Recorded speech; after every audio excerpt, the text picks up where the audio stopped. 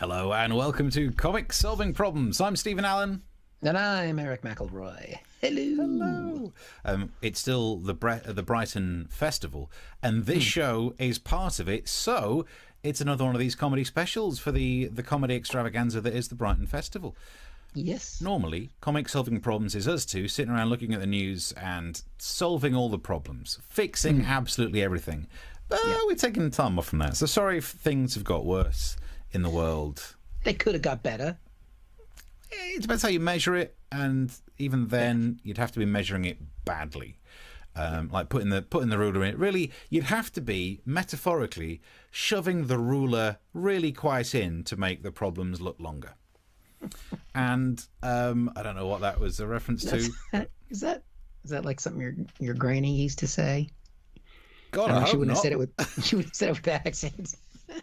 I know I live in the Midlands, or wherever this Mansford place is. I don't know how you were taught to shove the ruler in further to make it look longer, but it was certainly not my grandmother doing it. You disgraceful, despicable. When my grandmother did it, it was a yardstick. Oh, Anyway, instead it's another of these comedy specials where me and him, I'm Stephen Allen, he's Eric McElroy, that way. We're picking some more of our favourite clips of Series 2. All of Series 2 is available on our YouTube thing, plus you can get bits of it on Amazon Prime if that's the way you're inclined. But we've it's like curated. We've picked some of our favourite things of all the happenings of the last... I mean, Series 2 dates back to the start of August, I think. yes, it does. Correct. Wow, it's the truth. We've been doing this a long time. 50 episodes. We should actually work it out, but we're roughly ballpark 50 episodes worth. Yep. Yeah, I think we get a prize. It's the truth. 60 something. Yeah, we get our jobs back. No, that's never happening. Never happening. That's not happening. We'll be talking about some of the news that we've enjoyed. I mean, look, there's always news trickling along that we enjoy. Recently, I know we were both talking on the phone about how much we enjoyed that Lawrence Fox guy being sued for calling people paedophiles. It's like he's reached the end of level bad guy in the game of, well, you can't say anything these days. What do you want to say, paedophile? You can't say, oh. So that was fun. What other little news things were fun? There's lots of fun. I mean, we have fun. We do the show twice a week because we're doing it, obviously, right now, special as part of the festival every Tuesday and Thursday. But we do it outside of the festival as well. Yeah. So this is festival now. That's why we've got the festival spirit and vibe. Did you enjoy the story about Chester Zoo? One of their orangutans got pregnant and they gave it a pregnancy test and it tested negative. But still, however many months later orangutans come out, little baby orangutan. Wow. Yeah. Apparently, that's exciting. They were recording the test results using the government's copy of Excel. So that shit's going to happen. That's a lot of orangutans. Oh, God, they're in the ceilings. It's finally happening. 2020, the Planet of the Apes. It's all happening. You know what, though? That's the thing. If they remade Planet of the Apes now, the bit where he works out, wait a minute, it's Earth, he wouldn't drop to his knees and say, you ruined it. You ruined everything. It would be like, yeah, you know, I like what you've done with the place. It was pretty shitty when I left it. So, yeah, we should remake that. Another sketch we didn't make. That's right. Yes. So this is special part of the Brighton Fringe, looking back at some of our favorite bits. But as always, you can check out the YouTube channel. You can subscribe to it if you want to. And if at any point during the show, like now, you enjoy what we're doing, or if you want to stop us from doing it more, you can buy us a drink. That would be very much appreciated. Yeah. All right. Am I presenting my first piece? Yeah. So of all that's happened since August, what have you picked for us? This is. We try and present it as problems that we're going to solve. Still haven't solved any problems, but we look at them. So this is a problem that I brought up, and it's a problem because I'm not originally from the United Kingdom, and this was a problem back from my people. You ready for a problem that needs solved? Probably more than any other problem, I'm going to say, in the world. Okay. And that problem is basically one word, and that is America. Good point. It's my home country, Steve, and I've been living away for 20 years, and I look at it and I watch what's going on, and I just there's problems at all the different levels of society. We're going to start in a minute with the simple folk, right? Mm-hmm. Some people might have seen this. It went up viral in the last 24 hours, and these were people protesting, which is normally a good thing. I don't mind a little bit of a protest now and then, as long as it's for the right reasons. But these people were protesting in a Target. Which, do you know what a Target is? No, tell us, inform us. Is it some sort of clothes shop, is it? Well, it's like a Tesco superstore. Okay. So, but they've only just added food in the last few years. It started as more the part of Tesco that doesn't have food. It's a gigantic store. I mean, to be fair, it's very convenient. There's loads of them because it is easier to shop in America than it is here. So we still have that going over the Brits. But they're protesting essentially in a Tesco superstore. And here's the protest. Take off your mask! Take it off!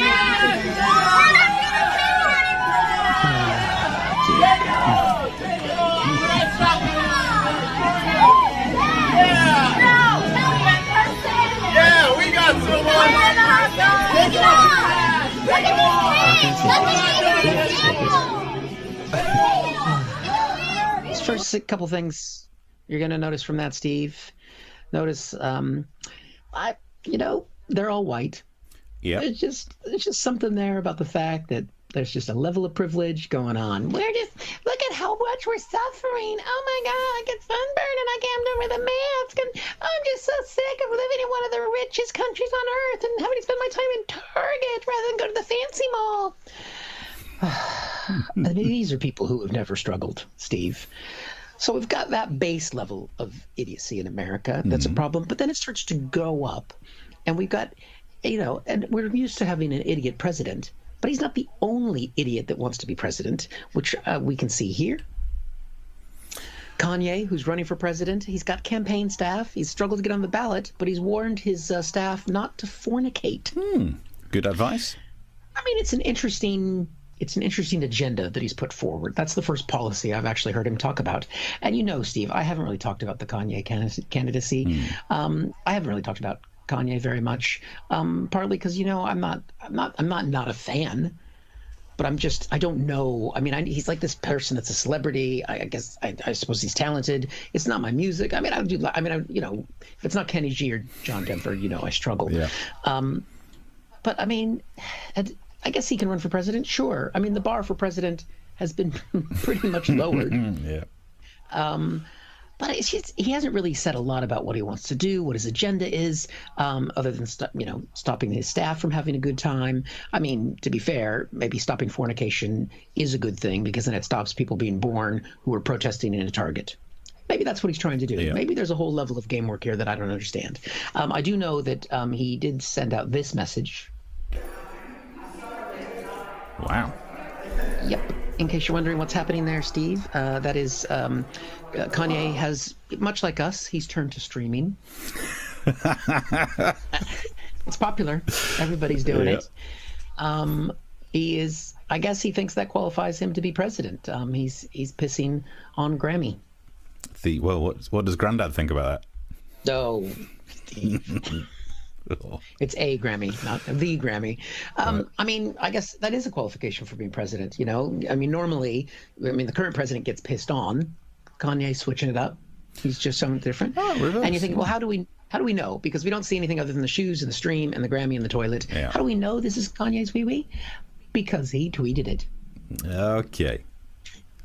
And trust me, I won't stop, which could mean that he's got a prostate problem. You should try stopping it. Builds up the good muscles. I mean, I don't know how old is he? Like 35? I mean, he's got a good stream going. And I mean, I'm of an age, having that much force happening. I'm jealous. Not of the Grammy, just of the consistency of the stream. I'm more upset that he's missing the funnel. Who would wee on a Grammy and not deliberately try and get it down the main funnel bit? Yeah, you'd want to fill that up first. Because that's where you could get all the bubbles. Oh, that'd be nice. It's all about the fluff. Okay, so we got different levels of stupidity. And then we have an Attorney General of the United States. And he was talking about the fact that he, who's the chief law enforcement officer, he actually doesn't like lockdowns. And he made this comparison. Putting a national lockdown, stay-at-home orders is like house arrest. Is it like house arrest? No. I mean, it kind of is like house arrest when your kids are home from school. Yeah. But I'm going to say calling, staying home in the middle of a pandemic house arrest is a little bit hyperbolic. I mean, maybe you just, I cut him off there. Maybe he's going to explain it in a less stupid way. Let's see what else he had to say. It's other than slavery, which was a different kind of restraint, this is the greatest intrusion on civil liberties in American history. Has he ever listened to any American history? I mean, we're not the British, but we try. Oy. We've done some stuff as well. I'm not going to rehash it all here. But, I mean, there's only one way I feel that I can respond to that statement. But I do want to end this section on the problem of America. It's not all problem. It isn't a problem with just the people or the media, celebrities, or the attorney general. There are some people that still give me hope in my home country. And it's the woman who filmed the anti-maskers at the Target. And she said something that I thought was beautiful. Take your mask off! Yeah, take it off! Fucking idiot. Good times. Still good. When we did that, I was going to say, because it was only after the event that you titled that whole piece, which is probably available on social media, Dumb Americans. Yeah. Which is a shame, because now every time, because when you sent the clips through, the Bowie song Young Americans just comes into my head. But now I keep singing, We Are the Dumb Americans. Oh, yeah. That's the new remix. It's worth doing. Remix. Yeah. Depends how you vote in November, but Yep. But I was just watching that back again. I was just pleased about one thing, which was the correct use of the word hyperbolic.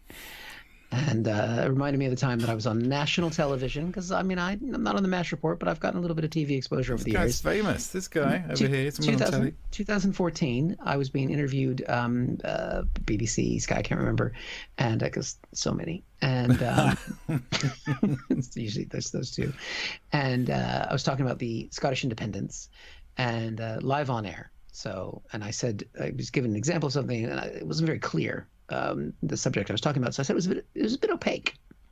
And I said the word opaque.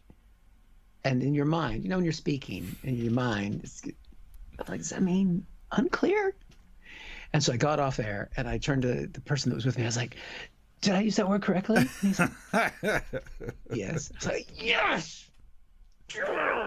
Because you don't want to be that. I mean, I was talking about politics in Scotland and my view of Scottish independence, and so I'm already on thin ice as it is, and I just knew that whether I got it right or wrong was going to be a bit opaque.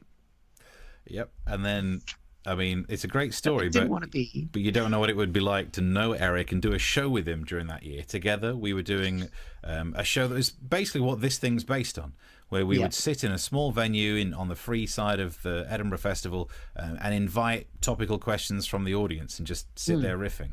And then for the rest of that festival, every day, he puts the word opaque in a sentence. Every day. So proud.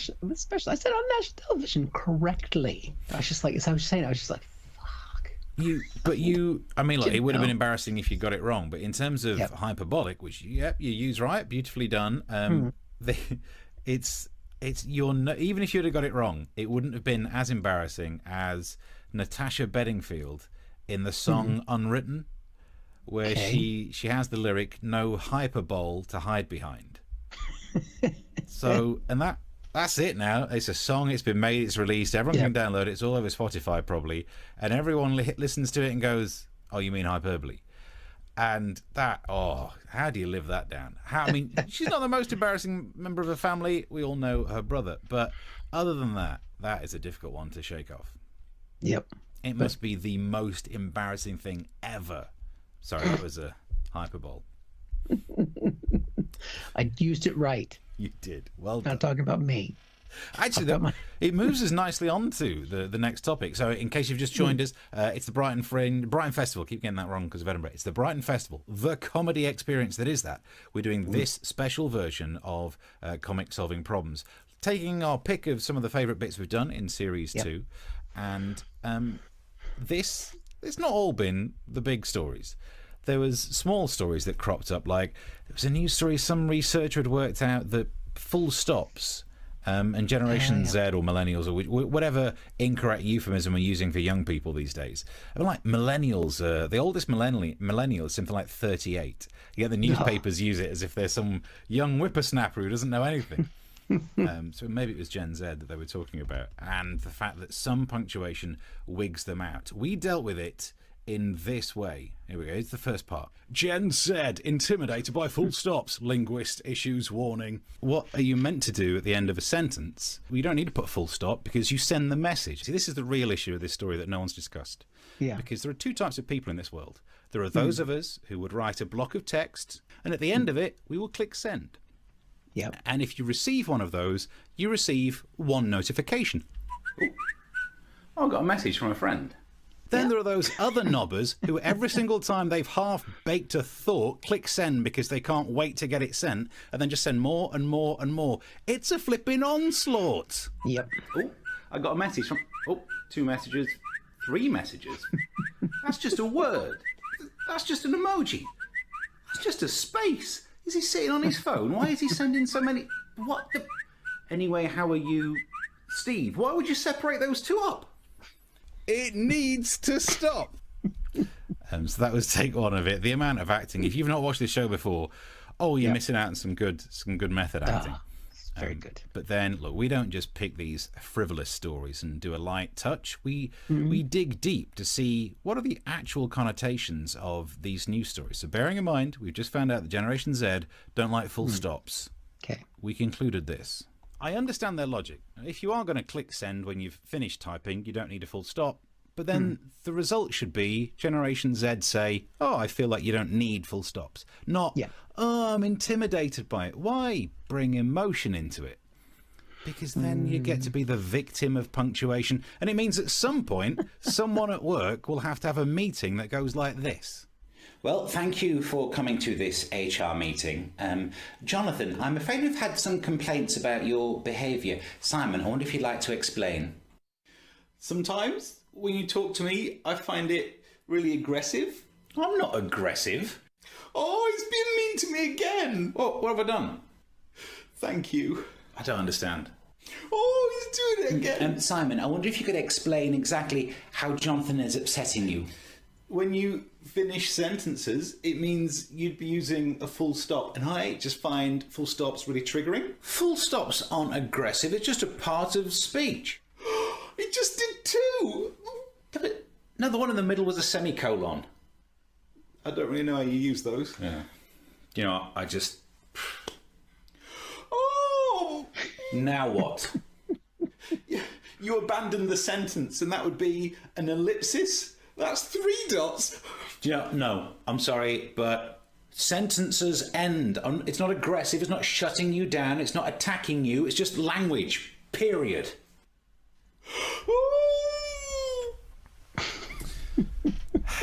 That's special effects, isn't it? What? Yeah. Well, you don't have a twin? I did not involve my twin. I had to use camera trickery because my parents didn't remember to have me as a set of identical twins. Well, that is, well done. Why, thank you. The high pitchedness. I know I get criticized for having a extremely deep voice, but your high pitchedness there, I just felt like you were making fun of me. I got range. That's all it is. I got range. Reminds me of a friend of mine named Larry. I haven't seen him for a while. Oh, anyway, yeah, we'll talk about him on another show. He's a good guy. But definitely kudos for getting it in there with the camera angles and 3 shots, you and you and you. Yeah, that's very good. It's a very obvious theme, and what I realised is, look, this is niche stuff that not everyone knows, but we promised to also talk about some behind-the-scenes stuff during these Brighton Festival specials. Is the white balance was the problem on the phone, because as I moved closer to the window, so it changed the whole white balance thing, and it meant the shadow in the background was more obvious. So I could have set the white balance and the exposure and all that other crap. But who's for a joke about punctuation? You know what I mean? I wonder if now that you got the green screen, you can film it with the green screen. Next level. They get subscribed to this link because this show is going places. Yes, we're going to take green screen, multiple shots, I might even do something where I'm not sitting at my desk someday when I film these things. No, you won't. So, Trust me, you don't want to get into it. unlikely. I had to buy the flipping tripod for it, and I just walk around the flat filming myself. It's just, in fact, in all of these, I don't think I've got any. Actually, that's not true. The next one I'm playing after your one is actually in my kitchen. But I went through a whole phase of doing most of the sketches on my side of the sketches were just filmed in my kitchen. Yeah, just me cooking. I'm trying to get a spin-off. that's true. But we've got this series. We've been further away from the tea stories. Season 1, a lot of tea-based stories, less tea. So we're bringing that back. Promise. After this, you subscribe, see some stories about tea because I know my tea. Look at that. There it is. I mean, it's vodka, but still. That's the difference between you and me as well, is the way in which we stay hydrated. Because during the show, he's always got the drink there on the go, and I always wait until after the show, where I just neck. Good Lord. I get through so much. Have you never seen me drink? Because we've known each other for a long while. Yeah, but you don't drink during shows, and we don't spend any time with each other on a personal level. So my other half has an issue about the way in which I stay. So what's that? That's just under a litre. I'm not at my most thirsty, but maybe I'm northern. Maybe this is why I drink that. But this is how I stay hydrated, right? For me, this is a normal drink. Okay. 1 Mississippi, 2 Mississippi, 3 Mississippi, 4 Mississippi, 5 Mississippi, 6 Mississippi. Now that is the amount of water that one requires in a drink. I mean, I didn't finish it. I'm not a beast, but I do that 3 times a day, and that's it. I'm sorted. Whereas my other half, and I'm not, I don't like to mock people in my actual sphere of existence, but this is not a cruel mock. When she does the same thing, she'll get like a bottle, and they go for about half an hour, and they go, and like that much is gone. So you've shared. I mean, I've only known you for like 15 odd years or so, but no, I've never seen you glug like that. Yeah, I just do that. Kept like that. 3 times a day. Okay. I don't know, because I'm very efficient. I don't know why people spend all day with their small sips. Glug 3 times a day. I have more than enough water to keep me going. And look at this is why every time I play a short clip in from a news bulletin, we come back and he's a swirl. That's going to get us some of those ASMR listeners. Bit nearer the mic. There it is. I've lost track of what we're doing now. It's your go to play a clip. Right. So this is our Brighton Festival special, where we're taking some of our favorite bits from Series 2 of Comic Solving Problems, where we're solving problems. There's lots of problems. We sometimes deal with a lot of problems from... It's Comic Solving Problems, where comics were solving problems. Woo. Talk us through that again. Who's solving the problems? What are the comics solving? Problems. What are the comics doing with the problems? Watching you drink that drink is just throwing me. Okay. We talk about America a lot, we talk about Britain a lot, but we don't really reach into the continent. And this problem is one that could only happen in Germany. Cheeky boar leaves nudist grunting in laptop chase. Wow. It's got amazing story. Before we move on from that headline, though, I mean, somebody had fun writing that headline, didn't they? I mean, there's some thought put into that. Because how do you decide that the boar is being cheeky? Because, I mean, this is in Germany, where apparently the boars run wild and free. Like we have foxes in London, they have boars in Germany. I guess because they're on the continent and they have actual wildlife. And because you don't in the UK. Well, you know that, right? Saw a cow in a field the other day, so... No. Sheep. Nothing. Badger. I've lived for 20 years. I've never seen a badger. I don't think they exist. Never seen a live one, unless people are bringing in dead ones and just leaving them by the side of the road. Yeah, the most wild thing around me are my kids. Anyway, so this boar basically ran through a park where it was sort of clothing optional, and it grabbed somebody's bag, and somebody chased it. And I think part of the reason they had cheeky in the headline was because this was the picture that came with that headline. Oh, there's some cheeks right there. Cheeky boar. I don't think it's the boar that's cheeky. It's the man who's lost his laptop, which was apparently what was in the bag. So he's going full tilt to get it. And it's just beautiful. It's a little herd of boar there. Yeah. And, you can see the people in the background enjoying themselves because it's in Germany. To them, this is high comedy. They don't do stand-up. They just get the boars loose and put some meat on a laptop. I mean, if you're going to run after a laptop, we've got another image, I think, of this as well. There's another angle here, as it were. Why have they blurred that one out? Digitized. Yeah. I don't know. This one, I mean, he's going full tilt. I think what kind of laptop is worth running naked for, Steve? I mean, I used to have a Sony, and that was quite expensive back in the day. I mean, definitely if it was a MacBook Pro, you'd run after that. I mean, now I've got a Chromebook. I mean, Keep it. You can fucking have it. I'm not going to go for that. But this was they the third. blur out his ass, but not the pigs. That's nice. I know. look Hey, at careful the who you're arsehole. calling a pig in this story, okay? It's a boar to you. That's the preferred I've just term. misgendered a swine. Now here it looks like the boar's got his foot in a box, or else they've covered up his foot. Or maybe he's got a tat. Doesn't want. They're really not good at covering up the nudity, are they? But look at that. He looks like a toddler. This belly, the man. I mean, this picture's so beautiful. Yeah. This is the problem with taking a break, is that we can't ever take breaks again. That's the problem we have to solve. There's no more breaks because we miss things like this. What I like is all the people around him looking on, doing nothing to help. All those people just watching this man run buck naked, which he was allowed to be because it was kind of a place where you were allowed to be clothing optional. Well, this is the thing. I'm looking at that, though, and I'm realising it's not that popular to be naked around there because everyone else seems to have remembered clothes. Well, would you want to have your bits hanging out with boars running around? Yeah. I mean, do you know what I mean? He's got a grip there on that laptop bag. And it was, watching that and looking at the man's image there, I thought, you know what, that does remind, the way he's running after that boar, just the way he's standing there, it reminded me of something from back in the late 80s, early 90s in the U.S. And I thought, I've seen this guy before. And I think we've got a picture of it right here.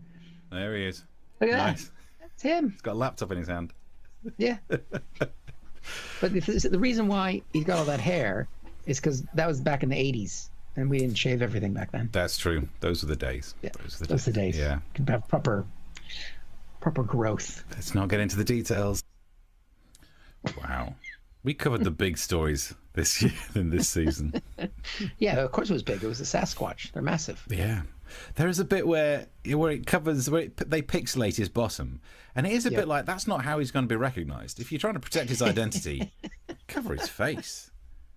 Unless maybe I would imagine he's a superstar in Germany now. I know they're looking for a new, because Angela's retiring, isn't she? So they must be looking for a new chancellor. Do you think in nudist places they do learn to recognise people by their body parts? Yeah. Yeah. Well, I don't know. I mean, I've not been to a nudist place. I've only been to that one once, and I wasn't there long enough to get to know people's bottoms. Could you explain quickly why, in case people don't know what we were referring to? Just leave it hanging out there, which is actually their motto. They just say it in Latin. Yeah, probably one of the, I would say, millionth saddest things to happen from this pandemic is that I was booked to do a gig at I always say the wrong word, naturalist. Yeah. I get it wrong every time. My wife always corrects me. When I'm like, honey, we're off to the naturalist. No, we're going to the. It's better to get it wrong that way than it is to get it wrong by saying Sir David Attenborough is one of Britain's greatest naturists, because that is a mental image. Yeah. These are my balls. But I was booked to do one of those, but I didn't get to see. Didn't get to go.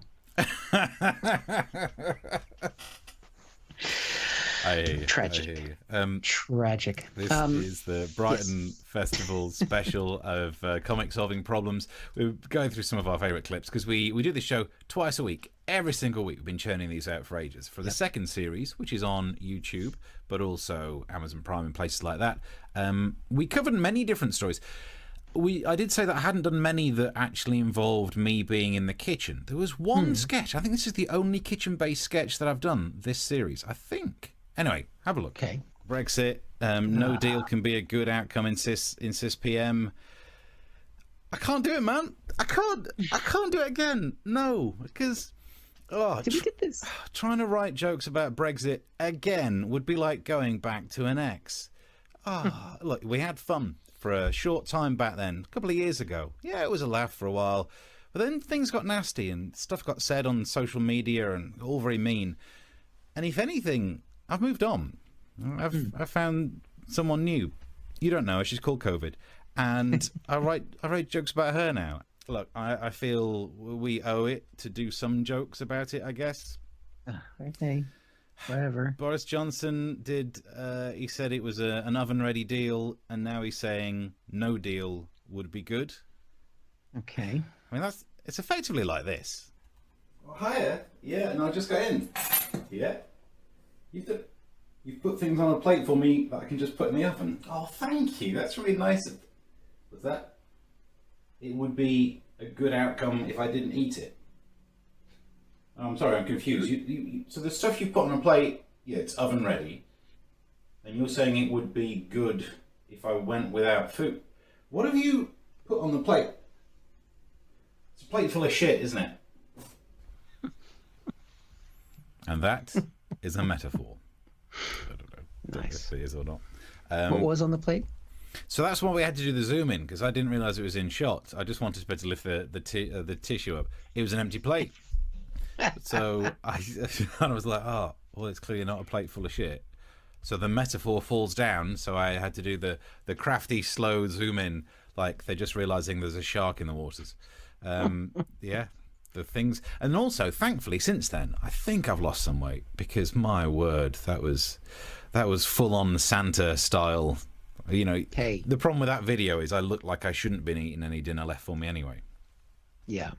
Nothing wrong with starting to look like Santa, especially because the gigs won't probably be back by Christmas. Ho, ho, ho! Merry Christmas.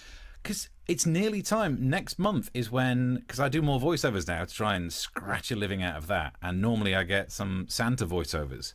Yeah, so hey, if you've got any adverts that you need making that requires a bit of the old hoo, hoo, hoo, hello, then I'm here.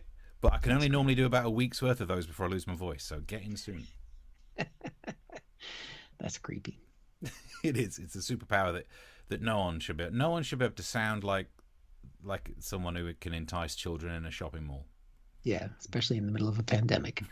It's really not on. No one's letting Santa in, because what is he? Breaks into your house, probably just spreads disease, half eats some food and leaves it on a plate. You dirty bugger, there's germs. Oof.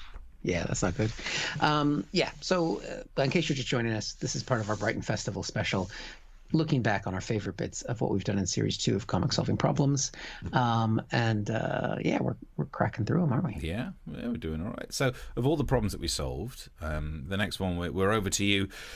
And this is, I like what you did with this one, because I think you actually you provided useful information, not for really anyone in the UK, but if other people were watching, this could be useful. Yeah, because it's a problem of what to do when you have a bad boss. What do you do if you used to work for Donald Trump? And it basically seems like there's three categories of things that you can do.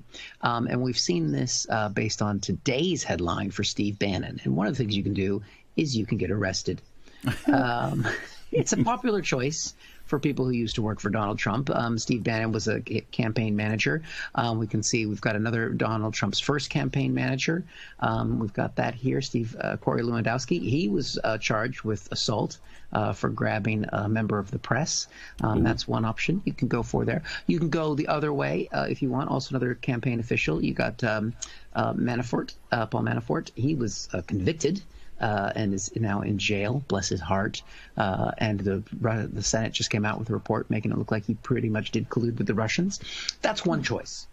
So when you stop working for Donald Trump, and hopefully there's going to be a lot of people who are no longer working for Donald Trump after November 3rd, please vote if you can. And even if you can't, apparently it's going to be all mail fraud anyway, so go for it.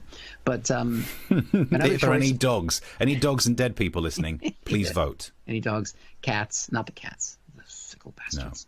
No. Another choice. So if you don't want to go down the convicted route, or at least not get caught yet, you can do what Michael Cohen is doing, which we mentioned on Tuesday. He's gone down the path. He's actually he did go to jail as well, but now he's going to write a book. So he can do the tell-all. And I'm looking forward to this book because he's going to talk about the PP tapes. And I've heard he's got a picture section in the book. Not a scratch and sniff section. So many people have stopped working for Donald Trump and have written books about what they've seen behind the scenes there. I mean, Trump, for a man who doesn't read, he's done very good for books. It's pretty incredible. Now, the other option is that you can go, which is happening right now. We're getting a number of Republicans who spoke at the Democratic convention and are just going on TV, and they're speaking out to warn us that that they tried to fix Donald Trump by working with him, and he's unfixable. And we're seeing this now. We've got Miles Taylor. We've got the headline here, I think, who worked in Homeland Security. He's come forward saying he's backing Biden. He says others are going to speak out as well. He's speaking out, and he's come out. He's been all over the cable news shows in the States, and he gave some examples because he's working in Homeland Security, so he was having to brief Donald Trump about a pending hurricane that was coming towards the U.S., and this is what he said it was like talking to him. And then he turned to me and he said, I've got a question. Yes, Mr. President. He said, do the hurricanes always spin this direction? He meant counterclockwise. Now, that's called the Coriolis effect. Same thing that causes toilets to spin the other direction in Australia, a follow-up question he also had.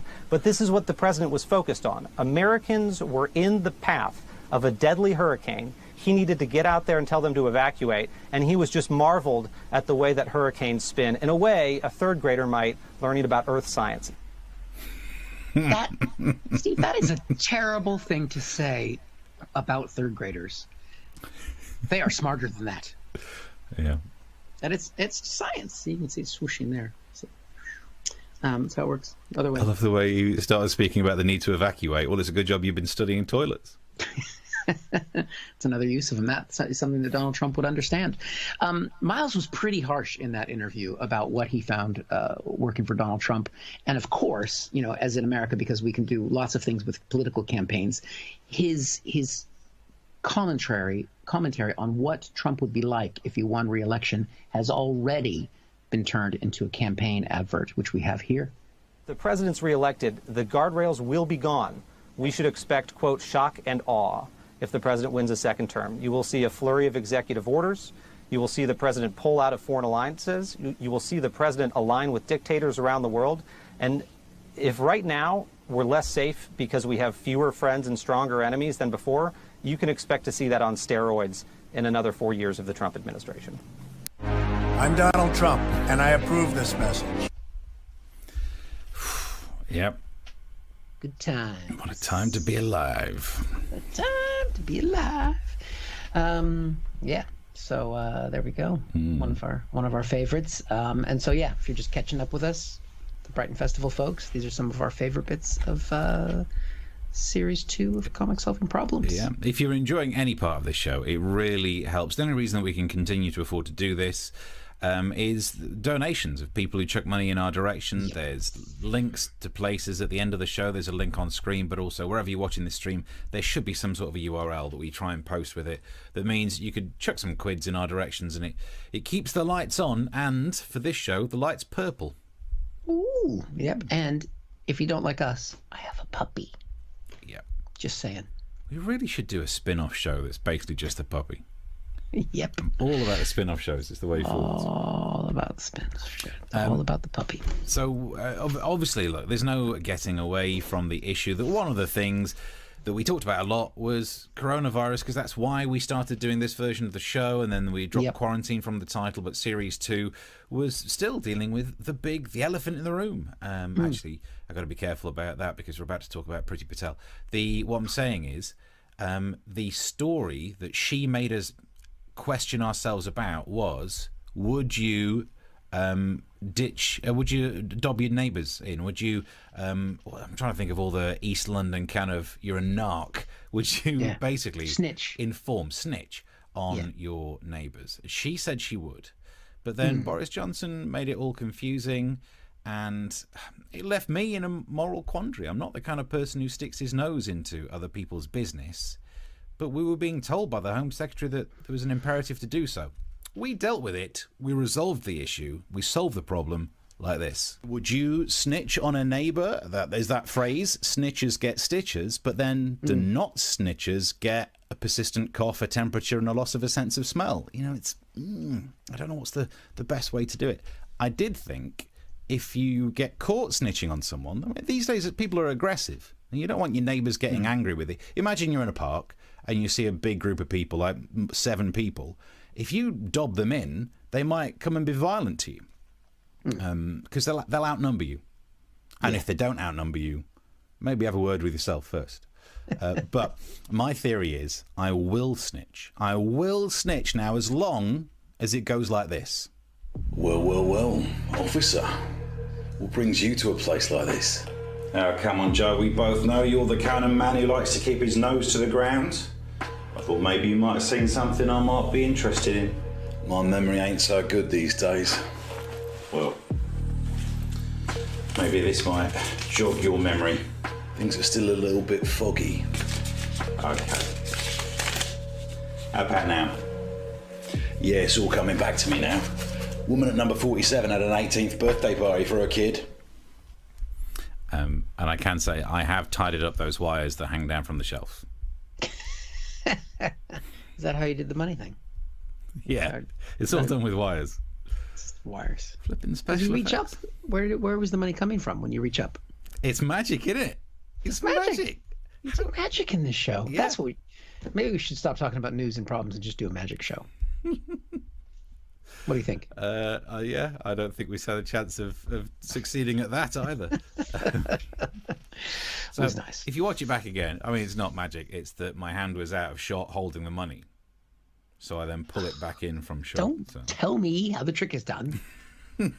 I've done tour support for Pete Furman, who's a fantastic comic magician, and I've been backstage where he's laying out all the tricks in advance. And I'm like, I walk by the table just going, Yeah, can't know. I don't want to know. Yeah. It's magic. But mine's not magic. Mine's just camera trickery. It's not even camera trickery, is it? Don't ruin it. The actual I camera really am. trickery, the version that I tweeted about, I tweeted that video before we did the show, and by the time I'd done the show, I'd added a colour filter to try and make it look like it was more overexposed, like it was some sort of Costa del Crime kind of vibe. Too much time on my hands. Yep. Give this man a gig. Yeah, put some money in the pot, because otherwise we're just going to sit around making these shows. And regularly you can email the show wherever you're watching this. Is a place where you can message, you can find a way of getting in touch. And a guy called Philip, one of our correspondents, sends us news stories all the time during these Brighton Festival specials. We've been looking at some of the stories that he sends to us. This final one that we get to cover is this one. The demand for vasectomies has increased by 20% in a year in Dublin. I mean, that's an interesting one, isn't it? I'm not sure what to do with that. Oh, the luck of the Irish isn't quite what it was. Where are you going with this? Because you're American as well. At some point, you're just going to use that voice and say, "Ooh, me Lucky Charms." I know that's. Oh, I miss Lucky Charms. But so do the people who've had the vasectomy. But I mean, I've been bored during lockdown, as you can tell by some of the sketches that we've bothered to make. But I've never been sat there like, oh, what can I do? I could have me vas difference tied up. Who thinks? Yeah, is that what it's called? Your vas what? Vas difference, the tube that goes from the testes into the. That? We were taught it at school. I think everyone gets taught that. But nobody remembers that. Why do you remember that? Everyone is taught that, but it's not information you need. Well, it came in handy during this show. Partner, oh, tickle my vastistis. Ooh, don't go near the vas difference. The vast difference. The vast difference. The vast difference. Which actually sounds like it should be one of my fake names. I always like to have some go-to fake names. My name is Vas. Vast difference. Let's see if that handle's taken on Twitter. Hold on. No. Yeah. They got time on their hands in Ireland. It's a traditionally Catholic country. And it saves using contraceptives, I guess. Maybe. You're not supposed to use... Yeah.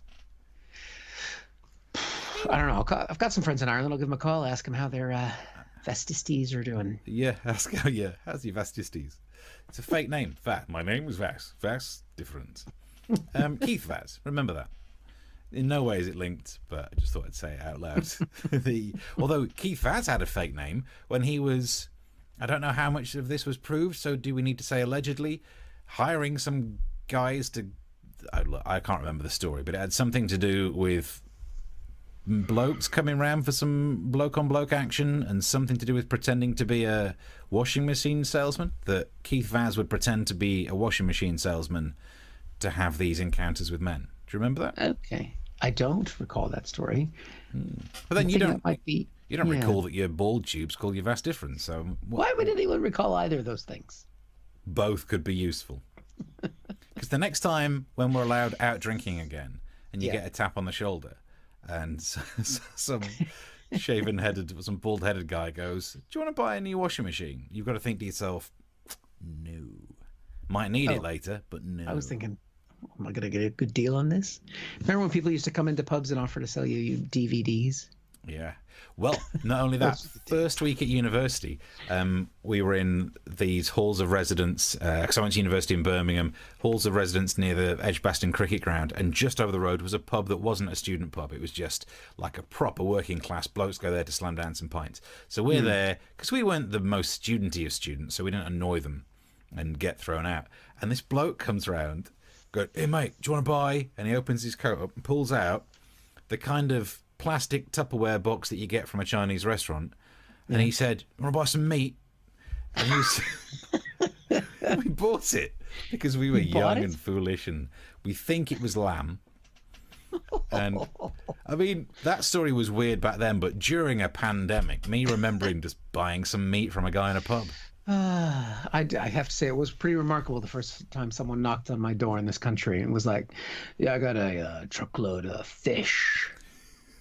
You want to buy?" I know that's not the accent, but in my mind, if I put it back into America, it'd be, "I've got some fish for you to buy.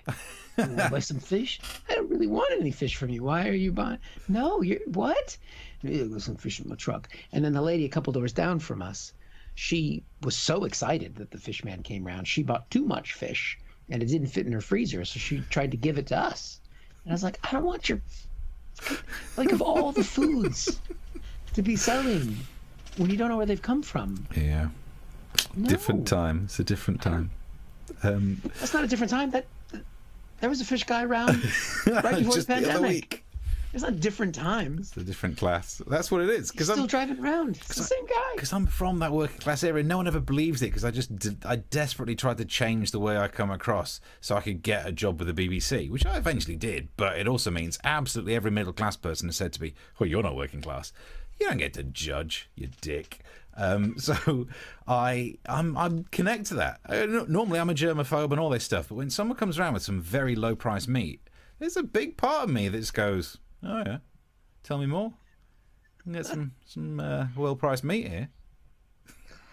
What? It's not licensed meat. I mean, to be licensed meat. Come January, after the borders are closed and we can't get food from anywhere outside of the country, come around my house. Yeah, Keith Vaz, if you're listening, we are going to need a washing machine, and we will do anything. And some meat. Reasonably priced meat. Oh dear. Well, look, we're almost out of time. If you've enjoyed the show, how much do you think a small Tupperware tub of meat is worth? Please, well, you'd have to scout, because you went to university like 40 years ago, so you'd have to do the change in currency and stuff. You were doing the old money back then. How very dare you? I simply look older than I am. It was like a tuppence or something like that is what you paid for it? That's what we paid for the meat. Seems like a fair swap. Today's money, 100 quid. There's a link coming up on screen at the end, and there should be a link somewhere near the stream, a donate link. Any couple of quid you could throw in our direction would be very much appreciated. But more of these shows will continue. We have more of these shows to do every Tuesday and Thursday. So Thursday at 9 o'clock will be the next one. That's right. And this has been a special one as part of the Brighton Festival, where we've been looking back. But, typically when you see the shows, we do them live, and we can solve your problems live on air. You can send us problems in advance. You got our Twitter handles on the screen there. So please get in touch and let us know that you're there and you're enjoying it, and share the show. So could we end this final of our Brighton Comedy Special look back specials? Yes. With something that we did. It was a mention of the story. The whole actual clip is about this guy who's a stuntman. He set himself on fire to propose to his missus. Oh, yeah. And blah, blah. We did loads of blah, blah, blah.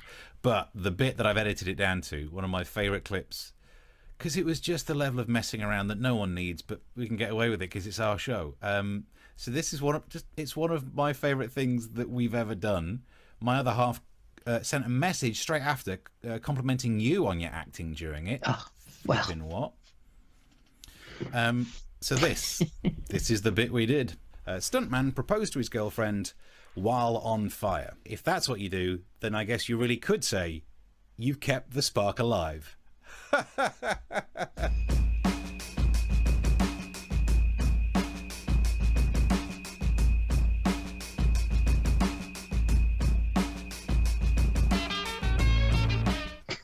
Always wanted to do one of those sitcom endings. There we go.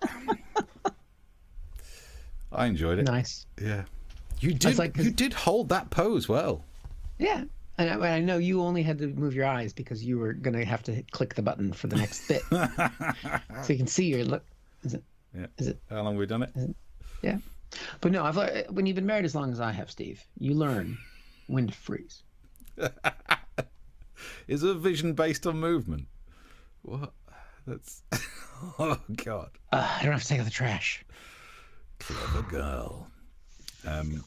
So, look, I think we're out of time. Thank you very much for watching. Chuck some money in the pot. You know all the details. Thursday, 9 o'clock. And we're doing more Brighton Festival as well. We still got some of that left. But we'll be back. I don't know, are we going to call it season 3? Ooh, that's interesting. Think about that. Yeah. We're going to think about that in the next little bit, and we'll let you know if we're going to call it something different, or it might just be more season 2. I mean, the numbers mean fuck all. Yeah. And on Amazon, all of the clips from Series 2 are being called Series 1 on Amazon Prime, and they're not in the same order. Do you know what? There's absolutely... And on IMDb, it lists us as having done no series so far. So, do you know, no one can sue us for it. We're just grateful to be here. So this has been our best of season 2. Join us for season 5. Join us for season I to the power of I, which, as we learned during the show, actually is a real number rather than an imaginary one. Who'd have thought? Who'd have thought? There we go. But thank you very much for watching. Subscribe to the channel. Join us again, 9 o'clock, Tuesdays and Thursdays. Till then, bye. Bye.